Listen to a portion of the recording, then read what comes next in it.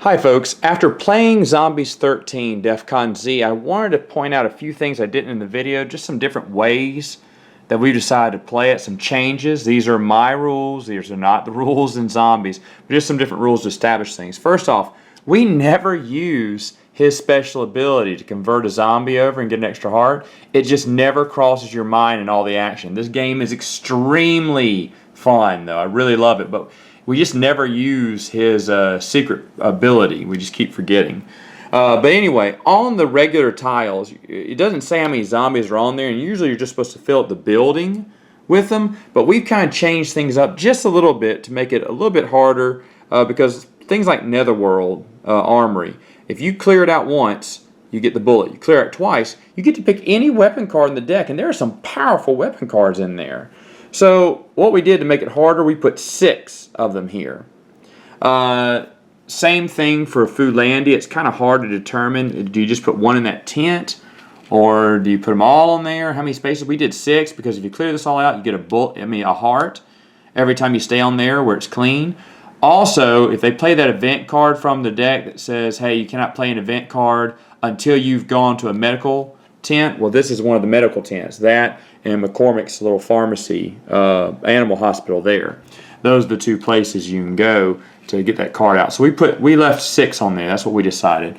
For the McCormick Animal Hospital, folks, you will use these. Whew, this will be the most important tile on the board because as you're gathering infections, this is the only thing that can clear you of an infection. So we put 6 on here to make it a little bit tougher because everyone's going to want to go here, and you don't want to move any zombies on this board because you want to get rid of all your infections. Infections tally up a lot in this game. Like I have died every time from an infection, every time I play the game. It is incredibly fun though. Even when you have the leather armor or Charlie Bit My Finger, that does not stave off the infection for very long.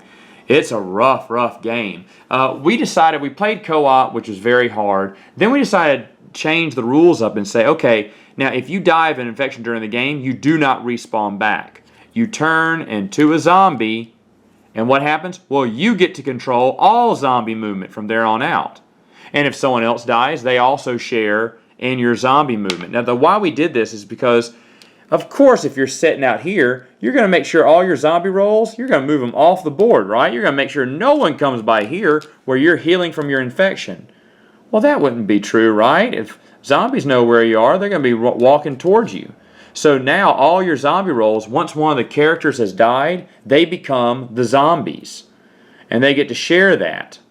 Share all your zombie rolls. They make the zombie rolls, they move the zombies from then on out. Kind of puts a little twist on the game and adds a lot of fun. I was the first one to die when we played it, and I had a great time moving zombies around. And then when the other guy died, he and I just basically split the movement up, and we decided on where these zombies needed to go to fight people. It really turned a neat edge on the game that we really liked. Again, these are just my rules, not Twilight Creations rules. Some other things that we were deciding on, these 2 companion cards, since the more players you have, the harder it would be to get both of these cards. And you can look at my card review to see what they do. But yet this card, it doesn't say that it expires, so I guess you keep it forever. So if you actually kept paying off 2 zombies, you could keep removing infection cards off Grace and actually keep Grace alive and keep your 1+ in combat. So we're going to say this is just a permanent card as well. Of course, when you die, Grace dies with you, and that's it.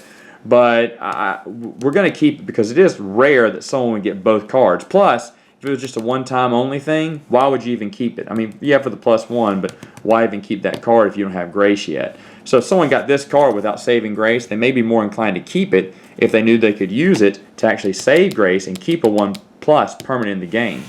Now, the reason I have Gunsword out, there are several cards. It is almost impossible to die in this game from a zombie. You're going to die from an infection more than you would die in a zombie. And let me explain. Because look at this Gunsword. It's a +3 in combat if you spend one of the 3 bullets that you put up on the board. There's other weapons in here that are 3+ in combat, or the Freeman's Crowbar, which is a 2+ in combat. And if you have a card that says, hey, from the end of the next round, all zombies are a 3 or plus. Well, you don't even have to fight, right? Because you got a +2. Even if you roll a 1, you kill the zombie. Well, the thing is, even though you fight that zombie and you have a +3 in combat, let's say, you still have to roll the dice. Because if you rolled a 1, you still beat it, but it bit you and you get another infection. So even though you're full of ammo and you're basically killing them, you would kill them regardless. Like a +3 kills them regardless. You still roll because if you rolled a 1, yeah, you beat it still, but you got bit and you got more infection. So keep that in mind as you play. Again, overall, we love this game. Can you combine it with the city? Yeah, you could, but would you? Heck no. Play this game on its own. It is super hard. You will die of an infection very quickly, I assure you. You'll be hiding out in the McCormick Animal Hospital. This will be your best friend in the game. All 3 of us at one moment in the game, we're all just hanging out here, making sure no zombies were coming in. Oh, that's another thing. We say you don't have to be on the street. You have to be inside the building to get your treatment. So even though you end your turn outside on the street and there's no zombies, you don't get to get rid of an infection. You have to be in the building. That's just a special rule we put on it. That's ours. But anyway, man, we were all huddled up in here, ending our turns one after the other, just trying to get rid of our infections before we had to go back out and fight the zombie horde. So it's very scary. If this was opened up into the deck of Zombies 1, I can't even imagine. What if this card never made it out to the very end, which is what happened the last time we played it, and most of us had already died by then because we needed that animal hospital. So I would play this one on its own. I would not combine it with another one. Now, if you want to make it an extension, like what we're going to do with it for Zombiegeddon, I haven't decided yet. For next year's Zombiegeddon, we're going to include it somehow. We just don't know how. But maybe one on its own because those infection tokens are mean. But I love them. I love this game. This is one of the better expansions they have come out with in quite some time. I've been very, very happy with this expansion.